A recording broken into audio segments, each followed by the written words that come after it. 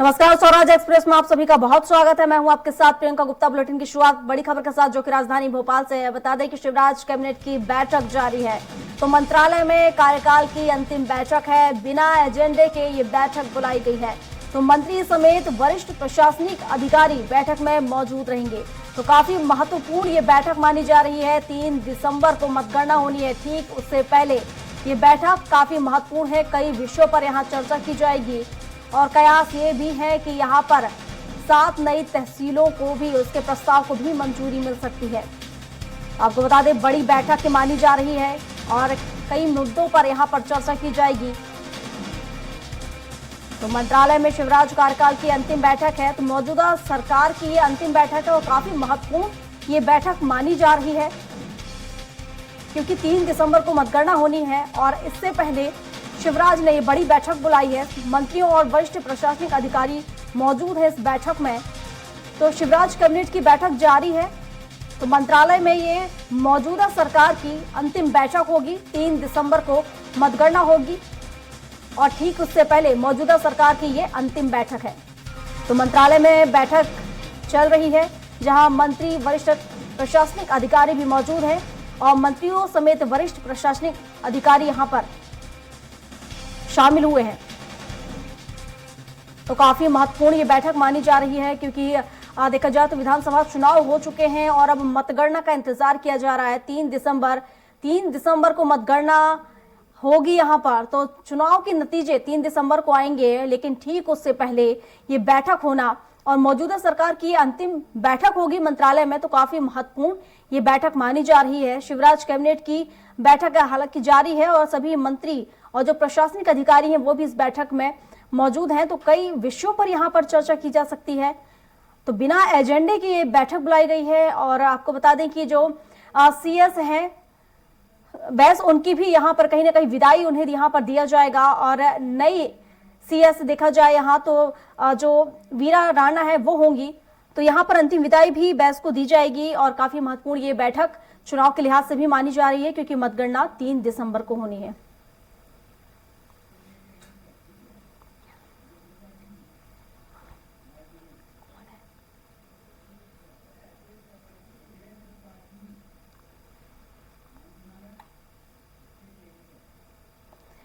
और हमारे साथ स्टेट एडिटर अजय त्रिपाठी जी हमारे साथ जुड़ चुके हैं, उनसे ही जान लेते हैं। अजय जी, जब देखा जाए कि जिस तरीके से 3 दिसंबर को मतगणना होनी है, लेकिन ठीक इससे पहले मौजूदा सरकार की बैठक कितनी अपने आप में महत्वपूर्ण है और किन विषयों पर यहाँ पर चर्चा की जाती है, और उम्मीद ये भी जताई जा रही है कि 7 तहसीलों को भी यहाँ पर उसके प्रस्ताव पर मंजूरी मिलेगी। देखिए, इस तरह की बैठकें अक्सर हुआ करती हैं जब सरकार आउटगोइंग गवर्नमेंट हुआ करती है और शिवराज सिंह चौहान की सरकार, चूँकि काउंटिंग 3 तारीख को, 3 तारीख का सरकार किसकी बनती उसका फैसला बाद में होगा, इसलिए ये अक्सर होता है कि तरह की बैठकें बुलाई जाती हैं। और आखिरी जो बैठक होती है इसमें सभी मंत्रियों को शामिल किया जाता है। आज भी लगभग सभी मंत्री हैं और एसीएस और पीएस रैंक के सारे अधिकारी होते हैं, जिसमें कि विभागाध्यक्ष पूरे शामिल होते हैं। और ये तय होता है कि पिछले 5 साल में या जो भी सरकार का कार्यकाल था, उस कार्यकाल में किस तरह से काम हुआ, कितना काम हुआ, किन किन मुद्दों पे हुआ। आप में एक दूसरे गिले शिकवे जो होते हैं वो दूर किए जाते हैं और उसका एक बाकायदा मुख्यमंत्री की तरफ से एक पूरा कीनोट एड्रेस पढ़ा जाता है, जिसमें कि सारी बातें पिछले 5 साल की, जो 5 साल या सरकार के उस कार्यकाल की जो अचीवमेंट्स होते हैं उसकी सारी उपलब्धियाँ गिनाई जाती हैं। और ये कहा जाता है कि सभी का कॉन्ट्रीब्यूशन, सारे विभाग अध्यक्षों का, सारे अधिकारियों का, सारे अफसरों का, सभी का कॉन्ट्रीब्यूशन को याद किया जाता है। विशेषकर जो चीफ सेक्रेटरी, चूँकि इस बार सबसे बड़ा संयोग है कि चीफ सेक्रेटरी की विदाई है। आज चीफ सेक्रेटरी की इकबाल सिंह बैस के कार्यकाल का अंतिम दिन है, उनकी विदाई भी है, तो स्वाभाविक रूप से उनके कार्यकाल को याद किया जाएगा। मुख्यमंत्री शिवराज सिंह चौहान ने बाकायदा उनका पूरा एक नोट पढ़ा है, जिसमें बताया गया है कि इकबाल सिंह बैस ने कैसे कैसे काम शुरू किया। लगभग 7 साल तक इकबाल सिंह मुख्यमंत्री के चीफ प्रिंसिपल सेक्रेटरी और सेक्रेटरी के रूप में काम कर चुके हैं। तो ये सारे मुद्दे पर तय होते हैं और हालांकि इसमें कोई एजेंडा नहीं होता, लेकिन सारे मंत्रियों को अपनी बात, किसी भी मंत्री को अपनी बात रखने का मौका दिया। अजय जी, मैं आपको बीच में रोकना चाहूंगी, चलिए आपको सुनवा देते हैं कि मंत्री भूपेंद्र सिंह क्या कुछ कह रहे हैं। ज्ञापित किया है और हमारे जो अभी तक मुख्य सचिव थे, आज उनका रिटायरमेंट हुआ है, तो उनके प्रति भी हम लोगों ने धन्यवाद ज्ञापित किया है। तो एक तरह से अनौपचारिक बैठक थी और जो काम इन 4 वर्षों में हम लोगों ने जो बड़े बड़े काम किए, कोरोना से लेकर जो कोरोना की चुनौती थी उसमें जिस तरह से काम मध्य प्रदेश में हम लोगों ने किया है, उसके बाद फिर जितने भी ऐसे बड़े बड़े, चाहे वो पैसा एक्ट हो, चाहे लाडली बहना जैसी योजनाएं हो, चाहे सीखो कमाओ जैसी योजनाएं हो, सीएम राइज जैसी योजनाएं हो, इन सब योजनाओं की और जो हमारे प्रधानमंत्री आवास योजना है, ये सारी योजना इनका जो जिस तरह से आज पूरे देश में प्रदेश में जो इन योजनाओं का लाभ मिला है उस पर भी चर्चा हुई। सर क्या लग रहा है कौन सी ऐसी योजना है जो गेम चेंजर साबित होगी? आप बोल रहे हैं 135 से 140 सीटें आने। हमारी गरीब कल्याण की जितनी भी योजनाएं हैं वो सब गेम चेंजर हैं और लाडली बहना हमारी इन सब योजनाओं में सबसे पॉपुलर योजना है। Thank you sir. क्या नाम था? तो ये आपको कैबिनेट की बैठक यहाँ पर चल रही है, तो मौजूदा सरकार की ये अंतिम बैठक है और यहाँ पर कई अगर देखा जाए तो अहम मुद्दों पर फैसले लिए जा सकते हैं। इसके साथ ही ये भी उम्मीद जताई जा रही है कि जो 7 नई तहसील है उसके गठन को लेकर भी यहाँ पर बात की जा सकती है। तो काफी महत्वपूर्ण मानी जा रही है बैठक, जो जैसा कि अजय जी ने हमको बताया था और अजय जी हमारे साथ जुड़ चुके हैं, उनसे ही जान लेते हैं। अजय जी, जैसा कि आपने बताया कि गिले शिकवे दूर करने के लिए कहीं ना कहीं मौजूदा सरकार है अंतिम दौर पर कहीं ना कहीं ये बैठक करती है और ऐसे में अगर हम माना जाए तो जाने अगर समझने की कोशिश करें तो क्या माना जाए कि कई अहम मुद्दों को यहाँ पर मंजूरी मिल सकती है या ये कहें कि उनको लेकर फैसले किए जा सकते हैं? देखिए प्रियंका, जैसा बार बार हम कह रहे हैं कि आज की बैठक में कोई एजेंडा नहीं है, कोई मुद्दा नहीं है, इसलिए किसी मुद्दे को मंजूरी मिलना। अजय जी, बीच में आपको रोकना चाहूंगे, चलिए आपको सीधा लाइव ले चलते हैं। मोहन यादव क्या कुछ कह रहे हैं आपको सुनवाते हैं।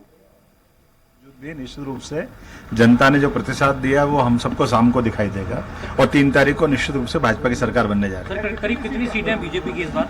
100% हमारी 130 के ऊपर सीट जाएगी। तो जो कांग्रेस का दावा है सर सरकार बनाने का, अब कांग्रेस तो हमेशा कहती है कि कांग्रेस हमेशा 20 साल से तो कभी उनकी मेजोरिटी बनी नहीं। 18 में भी 5 सीट कमी थी, लेकिन मैं मान के चलता हूँ कि इस बार तो निश्चित रूप से हमारी मेजोरिटी भी बनेगी और सरकार भी बनेगी। साथ ही साथ जिस प्रकार का वातावरण बना है, मैं आज माननीय मुख्यमंत्री ने जो बैठक बुलाई थी और सभी के प्रति पुराने जितने बड़े निर्णय हुए थे सरकार के साथ रह करके, उन निर्णयों को कोट करते हुए आज एक तरह से नए चीफ सेक्रेटरी का आगमन भी हुआ है, पुराने चीफ सेक्रेटरी की बधाई हुई। मैं उम्मीद करता हूं कि जनता ने जिस प्रकार से विश्वास व्यक्त किया, और मैं खास बात बताना चाहूँगा कि उज्जैन में जब जब कुंभ मेला आता है तो हमेशा सरकार भाजपा की बनती है। ये 1967 से आज़ादी के बाद का नियम है और मुझे मालूम है कि 2028 में कुंभ मेला उज्जैन का है, तो इसी सरकार के द्वारा वो कुंभ मेले की बाबा महाकाल का आशीर्वाद रहता है। हमेशा भाजपा या उसकी पूर्ववर्ती नाम की सरकार संगठन में रही है, तो मैं निश्चित रूप से कह सकता हूं कि सरकार भाजपा की बनेगी। सर एग्जिट पोल भी आ रहे हैं, हो गए ना? बहुत धन्यवाद। तो आपने सुना कि किस तरीके से बीजेपी कह रही कि 130 सीटें यहां पर भाजपा की आ रही हैं और भाजपा जीत दर्ज कर रही है, जनता ने अपना प्रसाद दे दिया है। और अजय जी हमारे साथ लगातार बने हुए हैं, तो उनसे ही समझ लेते हैं। अजय जी, जिस तरीके से बिना एजेंडे के बैठक बुलाई गई है, कैसे इसे समझा जाए? देखिए, इसमें समझने वाली कोई बात नहीं। एक औपचारिकता होती है, जब कोई सरकार जा रही होती है तो आउटगोइंग सरकार जो होती है उसकी बैठक हुआ करती है। उस बैठक में सारे मंत्री, कोशिश की जाती है कि जितने भी मंत्री हैं, जिसमें कैबिनेट मुख्यमंत्री, कैबिनेट मंत्री, राज्य मंत्री स्वतंत्र विभाग, सबको बुलाया जाता है।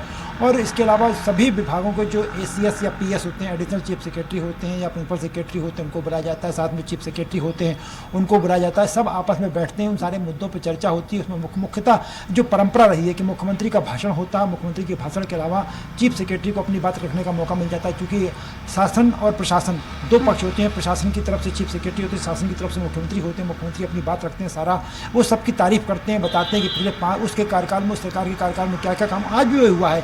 जैसा हमारे सूत्र बता रहे हैं कि आज की बैठक में भी मुख्यमंत्री शिवराज सिंह चौहान ने अपना पूरा एक एड्रेस दिया, पूरा भाषण पढ़ा। उसमें उन्होंने बताया कौन कौन सी योजनाएं सरकार ने चलाई, इन योजनाओं का क्रियान्वयन कैसे किया गया, उसमें क्या दिक्कतें आई। और प्रशासनिक अधिकारियों ने चीफ सेक्रेटरी से लेकर के, चाहे वो निचले स्तर के अधिकारी हों या बीच के स्तर के अधिकारी हों, इसमें के ACS होते हैं, PS होते हैं, सेक्रेटरीज होते हैं, एडिशनल सेक्रेटरी होते हैं, सबने किस तरह से मेहनत की, उस पर CM साहब ने बड़ी तारीफ की। और उन्होंने विशेष करके इकबाल सिंह बैस के कार्यकाल की बड़ी तारीफ की। इकबाल सिंह बैस जो आज चीफ सेक्रेटरी के रूप में रिटायर हो रहे हैं, आखिरी दिन है, उनका मुख्यमंत्री के साथ 7 साल का रिश्ता रहा और वो पहले सेक्रेटरी हुआ करते थे मुख्यमंत्री के, बाद में वो प्रिंसिपल सेक्रेटरी बने और मुख्यमंत्री ने इसको याद करते हुए बाकायदा पूरा बात बताई, सबके योगदान को याद किया और सभी मंत्रियों ने तालियों की गड़गड़ाहट के साथ का स्वागत किया मुख्यमंत्री के भाषण का और साथ ये माना और सबने दावा किया कि भारतीय जनता पार्टी की सरकार मध्य में वापस आ रही है और निश्चित रूप से इसके लिए बहुत बड़ी भूमिका प्रशासनिक अधिकारियों की रही, क्योंकि सरकार ने जो सोचा, मंत्रियों ने जो सोचा, मंत्रियों ने जो तय किया उसको प्रशासनिक अधिकारियों ने बहुत अच्छे ढंग से एग्जीक्यूट किया, उसको लागू किया और इसीलिए जनता के बीच भारतीय जनता पार्टी की सरकार की छवि अच्छी बनी और इसलिए भारतीय जनता पार्टी की सरकार वापस आ रही है। तो एक पूरा एक सर्किल काम करता है, उस सर्किल की पूरी चर्चा होती है, आज वही हुआ जी। बिल्कुल अजय जी, हालांकि नतीजे 3 दिसंबर को आने हैं, हालांकि जनता ने मोहर लगा दी है कि आखिर आगे किसकी सरकार होगी, लेकिन अगर हम अभी देखें तो मौजूदा सरकार की जो यहाँ पर बैठक चल रही है तो किन अहम मुद्दों पर फैसले शिवराज सरकार ले सकती है फिलहाल?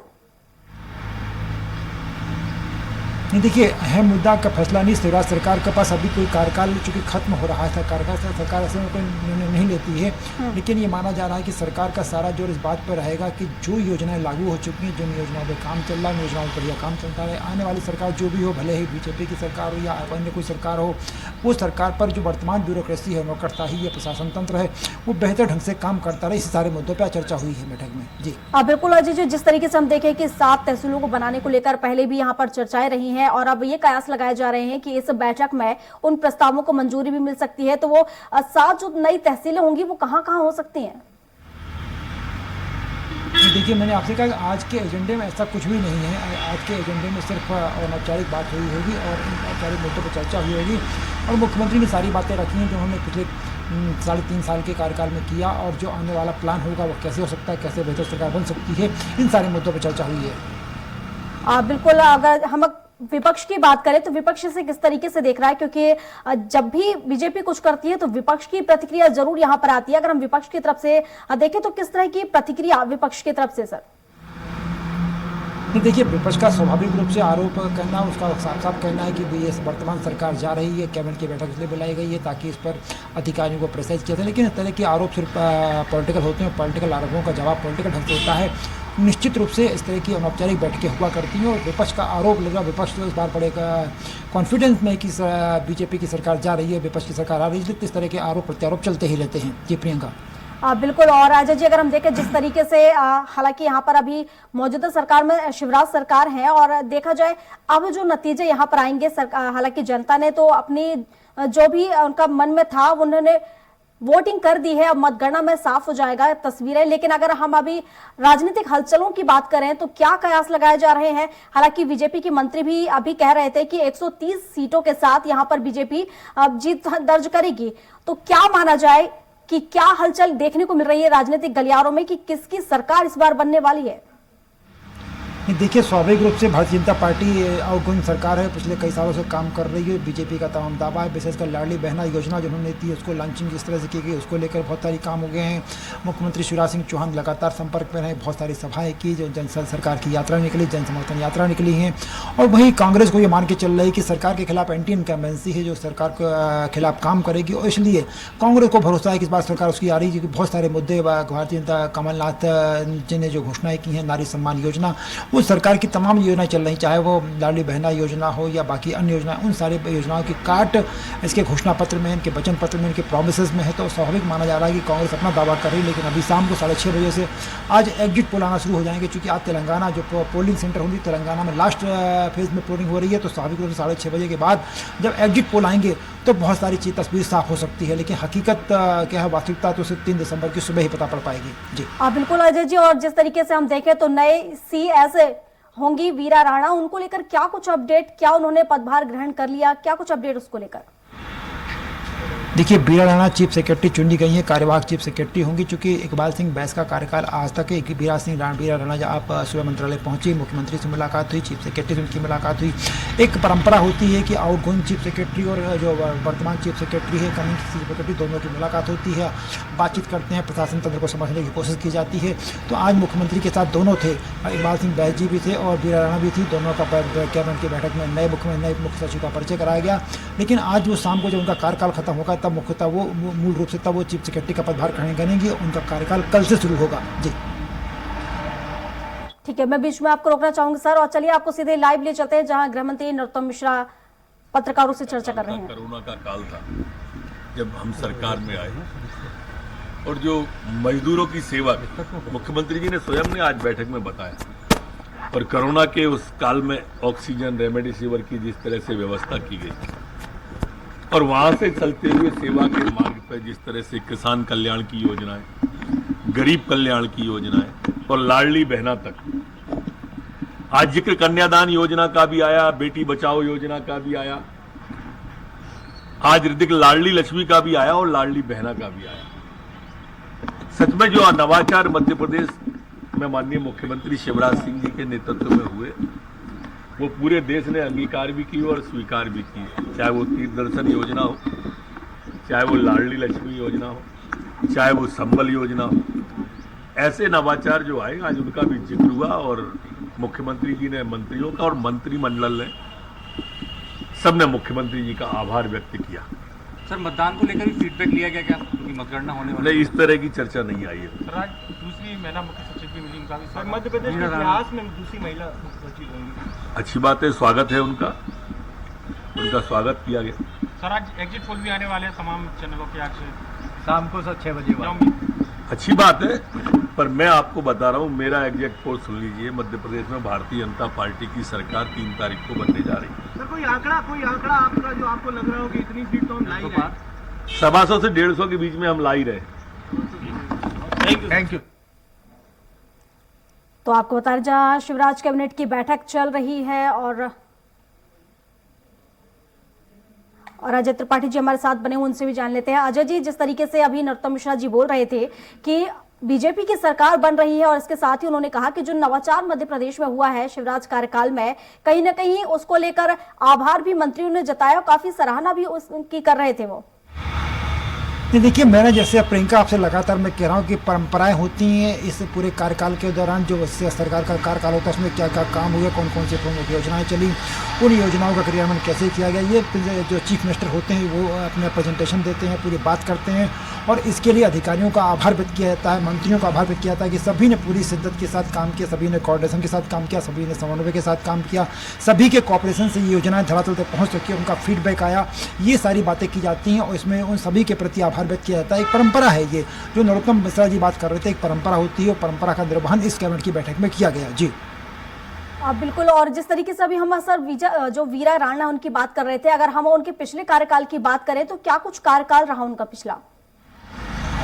देखिए, वीरा राणा बड़ी सुलझी हुई अधिकारी हैं, 1988 बैच के IAS अफसर हैं, चूँकि वो सहायक कलेक्टर के रूप में नियुक्ति हुई। उसके बाद वो छत्तीसगढ़ में कई जिलों में कलेक्टर रही हैं, मध्य प्रदेश में कई जिलों में कलेक्टर हैं। उसके अलावा वीरा राणा केंद्र में प्रत्युक्ति पर काम कर चुकी हैं। वीरा राणा जो है मध्य प्रदेश में चीफ इलेक्टोरल ऑफिसर, मुख्य निर्वाचन पदाधिकारी के रूप में भी काम कर चुकी हैं। पिछली बार जब वो मंत्रालय में पदस्थ थी, इकबाल सिंह बैच जब चीफ सेक्रेटरी बने, तो उसके बाद उनको माध्यमिक शिक्षा होने का अध्यक्ष बनाया गया, और तब से वो माध्यमिक शिक्षा होने के अध्यक्ष के रूप में काम कर रही हैं। बीच में जब ACS एग्रीकल्चर APC का पोस्ट खाली हुआ था, बीच में एग्रीकल्चर प्रोडक्शन कमिश्नर का जो पद खाली हुआ था, तो उसके बाद उनको उसका प्रभार दिया गया था। तो आज भी उनके पास मुख्यतः वो माध्यमिक शिक्षा मंडल के अध्यक्ष हैं, और उसके साथ उनके पास APC जो होता है, एग्रीकल्चर प्रोडक्शन कमिश्नर जो होता है, उसका अतिरिक्त प्रभार है, और मध्य प्रदेश के चीफ सेक्रेटरी के भी रूप में उनको अतिरिक्त प्रभार इनको मिल रहा है।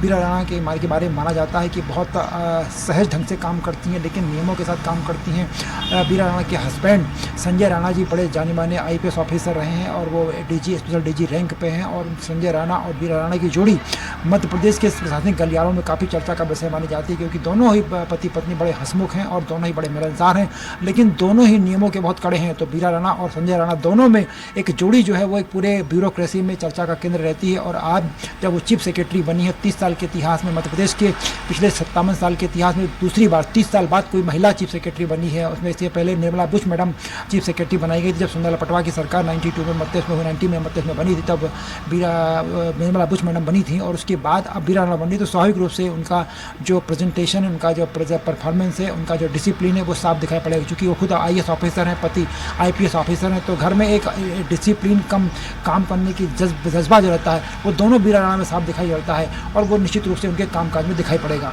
जी बिल्कुल अजय जी, हालांकि जिस तरीके से हम देखें दोनों ही पार्टियों के बीच हमेशा से कांटे की टक्कर रही है, लेकिन जिस तरह का जोश यहां पर देखने को मिल रहा है नेताओं में, ऐसा लग रहा है कि सरकार जैसे बीजेपी की बन रही हो, बीजेपी के कथित तौर पर कहे मुताबिक। फिलहाल शुक्रिया आपका तमाम जानकारियों के लिए।